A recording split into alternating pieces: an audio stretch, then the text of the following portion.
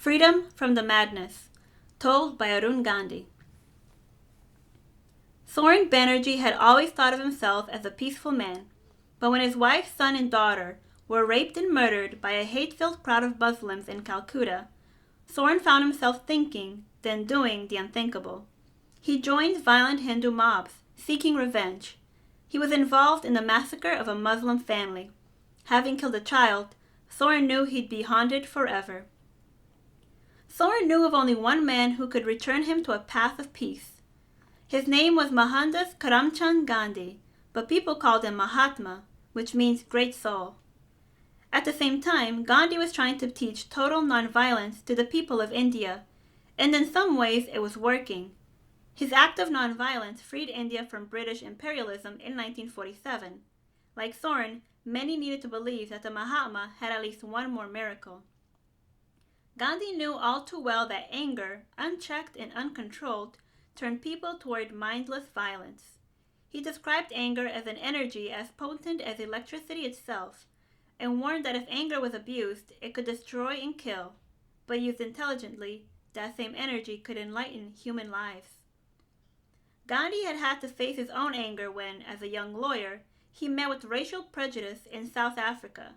One fateful day, a white man refused to share a railroad compartment with a blackie. Railroad officials physically threw Gandhi off the train.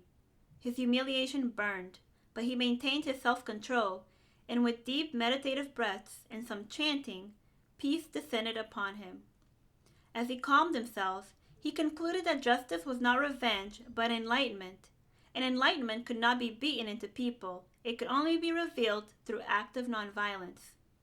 Throughout his life, Gandhi came to see nonviolence as more than just a means toward conflict resolution. It was the basis of his spirituality, the sacred oneness of humanity. However, just because his soul was great didn't mean things came easily to him. In 1946, when the British left and the country was divided, India for Hindus and Pakistan for Muslims, hundreds of thousands of people were uprooted from the homes and lands they had occupied for generations, and in their anger, murder, mayhem, and rape prevailed. Gandhi was profoundly discouraged. His efforts to teach people to live as one family, peacefully, to put religious and personal prejudices behind them, seemed forgotten. If inhumanity is what my countrymen want, I have no desire to live, the anguished leader said. He embarked on a fast unto death. I tried to teach people humanity, but they prefer bestiality, he lamented. It is better that I die than live to see this carnage. Although he was a Hindu, the Mahatma chose to fast in a little hut in the poorest Muslim ghetto of Calcutta. If the people did not stop fighting, Gandhi would most certainly die. At 78, he no longer had the strength or the stamina to sustain starvation for a prolonged period. Hindus and Muslims alike realized that if Gandhi should die, they would carry a burden of guilt. As much as he had cared for them through the years, now each Hindu and Muslim felt as though his or her own father were about to die for the wrongs they had done. Soren Banerjee, for one, knew he could not let the Mahatma die. In his heart, he knew his own worst act of violence had been committed just the day before. Gandhi announced his fast. Now this news about his hero was exactly the motivation he needed to detach himself from the mob. After about a week of soul-searching, he summoned up the courage to approach Gandhi face to face. Soren hiked to the hut where Gandhi barely hung on to life. Quietly, reverentially, he entered the room where a medical doctor, an old friend, was patiently rubbing the Mahatma's forehead. Soren placed his head on Gandhi's feet and sobbed uncontrollably, asking forgiveness. Bapu, father, forgive me. I am a sinner and deserve to die, but you must live, Soren pleaded. We are all sinners, my son, Gandhi answered, his voice barely audible. Come close and tell me about your sin. Soren let the words tumble out in a torrent. I have committed a heinous crime. I murdered a Muslim family after my family was killed. My life has become a living hell. I can't accept the additional burden of your death on my conscience, Bapu. Please give up your fast. If you want to save my life, Go and work for peace and harmony. And if you want to atone for your sin, I have a suggestion, Gandhi said. Tell me, Bapu, Soren said. I will do anything you say. I want peace, and I want you to give up your fast.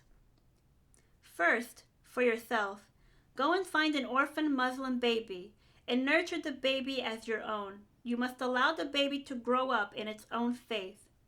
Gandhi was finding speech exhausting. He lapsed into silence, then added, We are one human race. Religion must unify us, not divide us. With these words, Soren went away, thinking about the great man's counsel. Word spread of Gandhi's fast and his appeal for unity and harmony. Whether the people stopped fighting because they understood this message of oneness, or simply because they wished to save his life, it is difficult to say. In any case, peace came quickly. Soren did not forget the promise he had made to Gandhi. In his search for an orphaned Muslim child, he found a young Muslim mother with an infant baby who had miraculously escaped death. Her husband and family had been killed. She had been repeatedly raped, and now she was an outcast.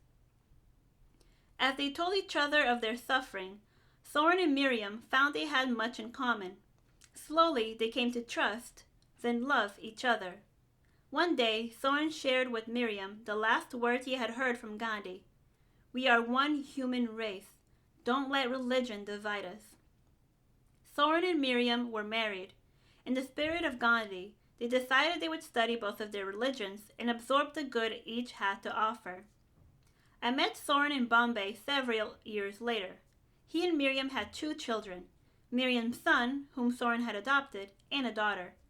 They never forgot my grandfather's role in bringing them together and making love and new life triumph over a past scarred by hatred and violence. Before we parted that day, they told me how they had learned an important lesson from Mahatma. Looking at each other and at their 2 precious children, they confided, We understand what Gandhi meant when he said, change can come only one life at a time. Experience the power of nonviolence as a proactive tool to build and maintain human relationships and avoid conflict. Call the M.K. Gandhi Institute for Nonviolence at 901-452-2824. Email gandhi@cbu.edu or visit the Institute's website, www.gandhiinstitute.org.